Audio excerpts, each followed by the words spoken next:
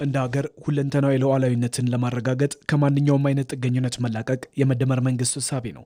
በማንኛውም አይነት ተረጅነት ስነ ልቦና ካለ የተሟላ ሀገራዊ ነጻነትና ሉዓላዊነት ላይ ተጽዕኖ ቀላል አለመሆኑንም በመረዳት ይህንንም ከግምት ውስጥ በማስገባት የኢትዮጵያ የአደጋ ስጋት ስራ አመራር ብሔራዊ ምክር ቤት የመጀመሪያ የጋራ ስብሰባውንም አድርጓል። ለምክር ቤቱ የመክፈቻው ንግግር ያደረጉት የፌዴሪ ምክትል ጠቅላይ ሚኒስትር ተመስገን ጥሩነህ ችግሮቻችንን በራሳችን መፍታት ስንችል ነው የተሟላ ነጻነት ሊኖረን የሚችለውም ብሏል። መንግስትም የአደጋ ጊዜ ችግሮችን በራስ አቅም ለመፍታት ትኩረት መስጠቱንም በመድረኩ ተናግረዋል። ችግርን በራስ አቅም የመፍታት ችሎታ የተሟላ ሉዓላዊነት፣ የተሟላ ነጻነት፣ የተሟላ ሀገራዊ ኩራትና የተሟላ ታላቅነት መገለጫ ነው። የመደመር መንግስት ለዚህ ወሳኝ ሀገራዊ ጉዳይ ትኩረት የሰጠው በዚህ ምክንያት ነው። ልመናና ነጻነት፣ ልመናና ሉዓላዊነት፣ ልመናና ኩራት አንድ መድረክ ላይ ሊቆሙ አይችሉምና የሰብአዊ ድጋፍ ሉዓላዊነት ለማሳካት ጠንካራ የአመራር ስርዓት ያስፈልጋል። ይህ ጠንካራ አመራር የሚረጋገጠው ደግሞ በየደረጃው በሚገኙ አመራሮች አማካኝነት ነው። ከቅርብ ዓመታት ወዲህ በተሰሩ የአደጋ ስጋት መከላከልና የቅድመ ዝግጅት ተግባራት ተጨባጭ ውጤት መታየቱንም ምክትል ጠቅላይ ሚኒስትሩ በመድረኩ ላይ አንስተዋል። ከ2016 ክረምት ጀምሮ የሰብአዊ ድጋፍ ሉዓላዊነት ለማረጋገጥ በፌዴራልና በክልሎቻችን ሰፋፊ ስራዎች እየተሰሩ ቆይተዋል። በተለይ በተቀረጹ የፍኖተ ካርታና የፓኬጆች ዝርዝር ላይ ሰፋፊ የውይይት የምክክር መድረኮች ተከናውነዋል።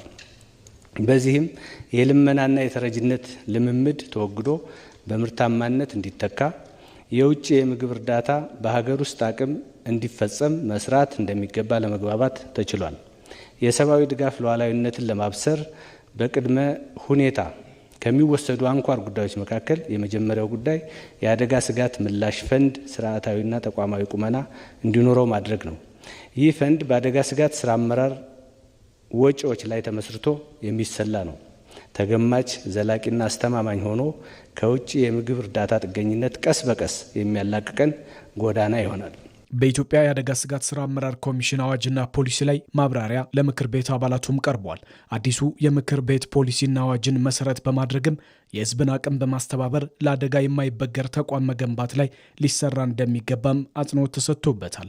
ነገር ግን እስካሁን በአብዛኛው የሚደረጉ ድጋፎች ለታለመለት ዓላማ የሚውለው አነስተኛ መጠን እንደሆነም የአደጋ ስጋት ስራ አመራር ኮሚሽን ኮሚሽነር አምባሳደር ሽፈራው ተክለማርያም ተናግረዋል። አይ ሞትኩ ተቸገርኩ ምናምን የሚል ሰው ሲመጣ መታገዝ የግድ ነው፣ ያስፈልጋል። ምንም አሁን ስለዛ ጉዳይ እያወራን አይደለም። ግን በጣም እርግጠኞች ሆኑ የሚላከው እርዳታ 25% ሰዎቹ አካባቢ ደርሶ ሊሆን ይችላል። 75% የለም። ፋክቱ ይህ ነው። አንዳንዴ እንደም ከነተሳቢው መልክ ቀይሮ ስራ ማስኬጃ ይሆናል። ወር ከነተሳቢ የጠላት ምግብም ይሆናል። ከነተሳቢው የሆኑ ሰዎች ባለሀብቶች የሚሆኑበትም ነገር ይሆናል።